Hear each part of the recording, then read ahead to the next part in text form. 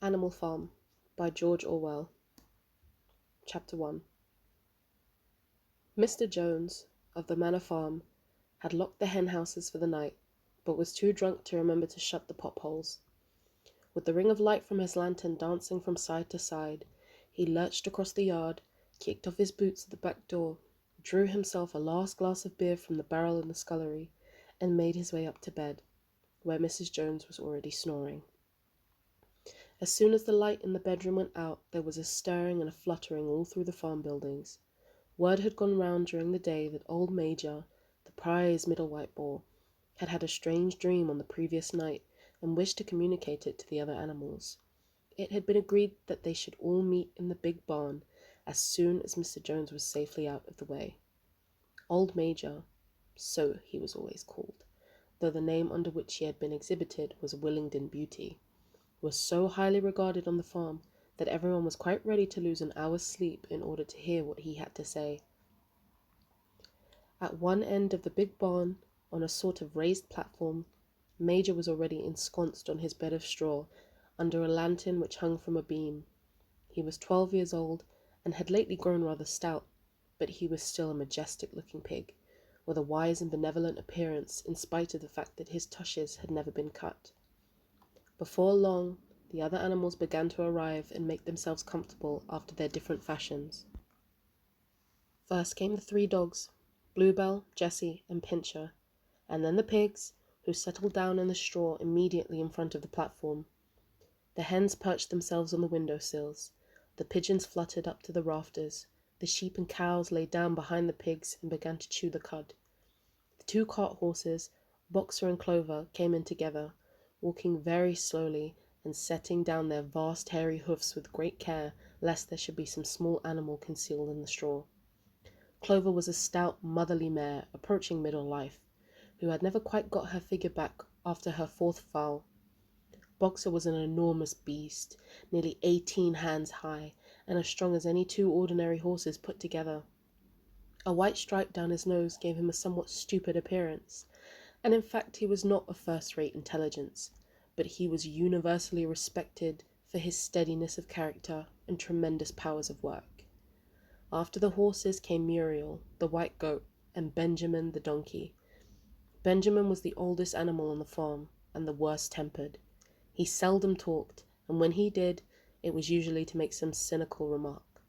For instance, he would say that God had given him a tail to keep the flies off, but that he would sooner have no tail and no flies. Alone among the animals on the farm, he never laughed. If asked why, he would say that he saw nothing to laugh at. Nevertheless, without openly admitting it, he was devoted to Boxer.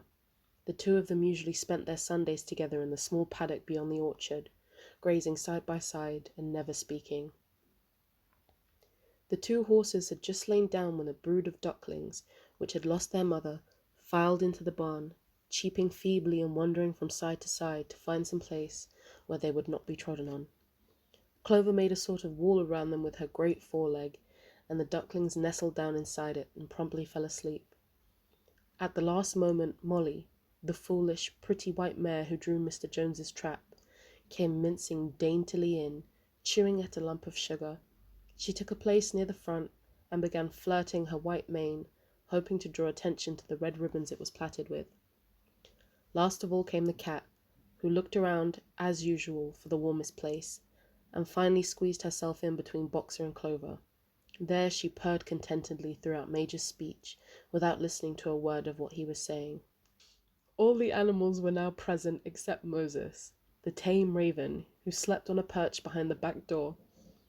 When Major saw that they had all made themselves comfortable and were waiting attentively, he cleared his throat and began. Comrades, you have heard already about the strange dream that I had last night, but I will come to the dream later. I have something else to say first. I do not think, comrades, that I shall be with you for many months longer, and before I die, I feel it is my duty to pass on to you such wisdom as I have acquired. I have had a long life. I have had much time for thought as I lay alone in my stall, and I think I may say that I understand the nature of life on this earth, as well as any animal now living. It is about this that I wish to speak to you. Now, comrades, what is the nature of this life of ours? Let us face it. Our lives are miserable, laborious, and short. We are born, we are given just so much food as will keep the breath in our bodies, and those of us who are capable of it are forced to work to the last atom of our strength. And the very instant that our usefulness has come to an end, we are slaughtered with hideous cruelty. No animal in England knows the meaning of happiness or leisure after he is a year old. No animal in England is free. The life of an animal is misery and slavery. That is the plain truth. But is this simply part of the order of nature? Is it because this land upon ours is so poor that it cannot afford a decent life to those who dwell upon it? No, comrades, 1,000 times no. The soil of England is fertile, its climate is good, it is capable of affording food in abundance to an enormously greater number of animals than now inhabit it. This single farm of ours would support a dozen horses, 20 cows, hundreds of sheep, and all of them living in a comfort and a dignity that are now almost beyond our imagining. Why then do we continue in this miserable condition? Because nearly the whole of the produce of our labor is stolen from us by human beings. There, comrades, is the answer to all our problems. It is summed up in a single word: man. Man is the only real enemy we have. Remove man from the scene, and the root cause of hunger and overwork is abolished forever. Man is the only creature that consumes without producing. He does not give milk, he does not lay eggs, he is too weak to pull the plough, he cannot run fast enough to catch rabbits. Yet he is lord of all the animals.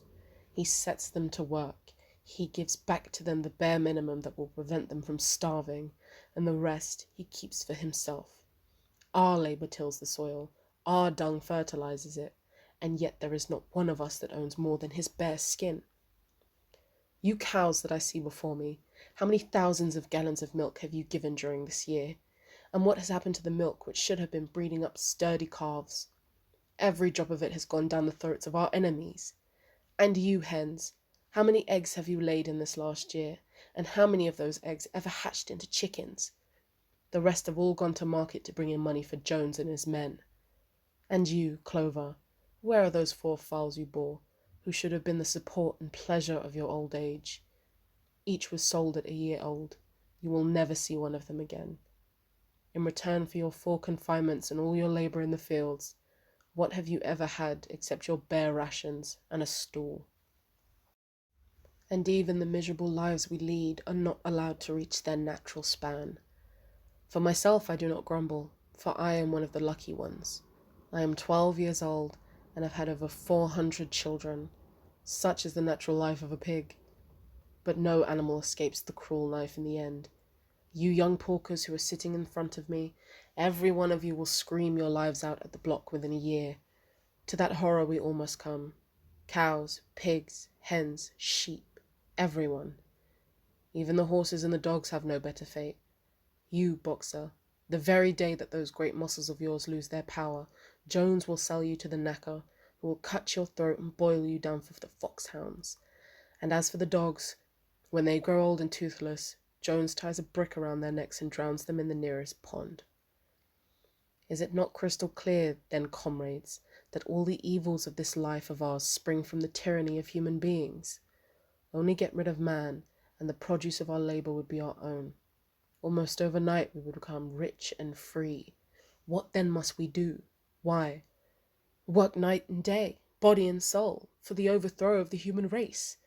That is my message to you, comrades. Rebellion. I do not know when the rebellion will come. It might be in a week or in 100 years, but I know, as surely as I see this straw beneath my feet, that sooner or later justice will be done. Fix your eyes on that, comrades, throughout the short remainder of your lives, and above all, pass on this message of mine to those who come after you, so that future generations shall carry on the struggle until it is victorious. And remember, comrades, your resolution must never falter. No argument must lead you astray. Never listen when they tell you that man and the animals have a common interest, that the prosperity of the one is the prosperity of others. It is all lies. Man serves the interest of no creature except himself. And among us animals, let there be perfect unity, perfect comradeship in the struggle. All men are enemies. All animals are comrades. At this moment, there was a tremendous uproar. While Major was speaking, 4 large rats had crept out of their holes and were sitting on their hindquarters listening to him. The dogs had suddenly caught sight of them, and it was only by a swift dash for their holes that the rats saved their lives.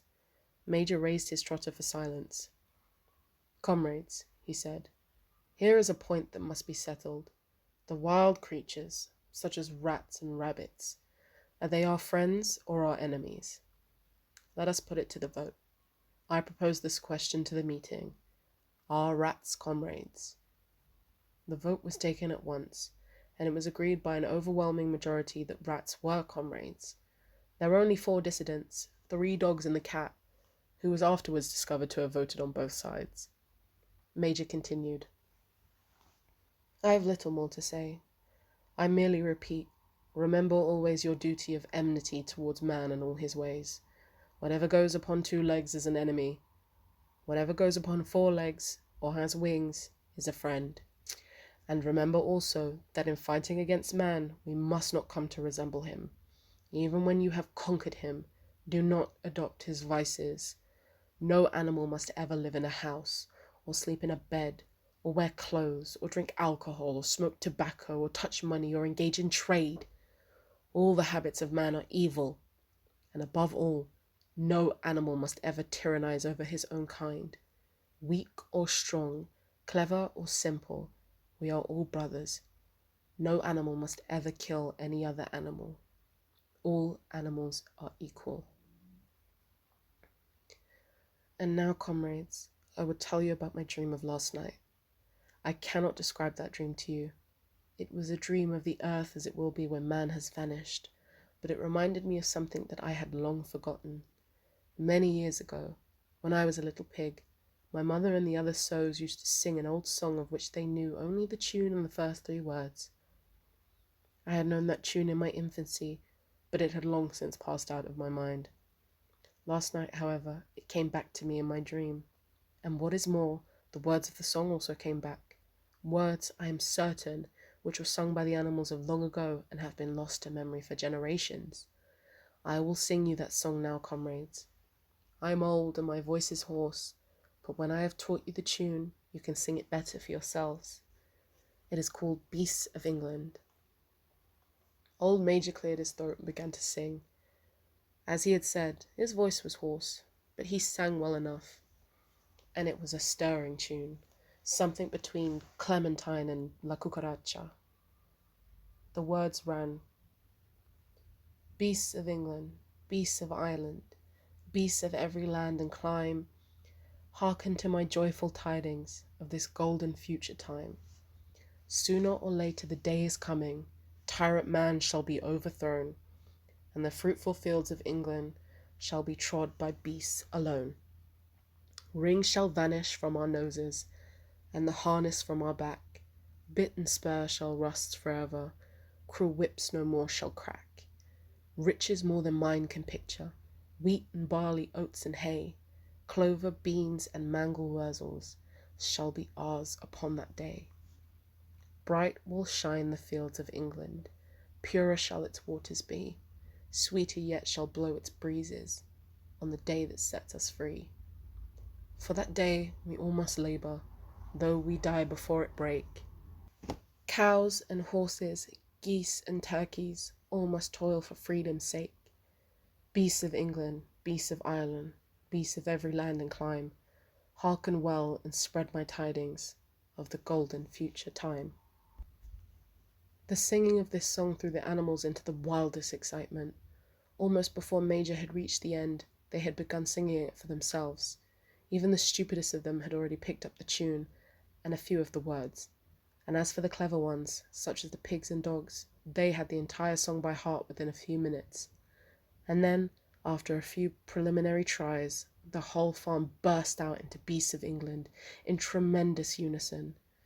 The cows lowed it, the dogs whined it, the sheep bleated it, the horses whinnied it, and the ducks quacked it. They were so delighted with the song that they sang it right through 5 times in succession, and might have continued singing it all night if they hadn't been interrupted. Unfortunately, the uproar woke Mr. Jones, who sprang out of bed, making sure that there was a fox in the yard. He seized the gun which had always stood in a corner of his bedroom and let fly a charge of No. 6 shot into the darkness. The pellets buried themselves into the wall of the barn, and the meeting broke up hurriedly. Everyone fled for his own sleeping place. The birds jumped onto their perches, the animals settled down in the straw, and the whole farm was asleep in a moment.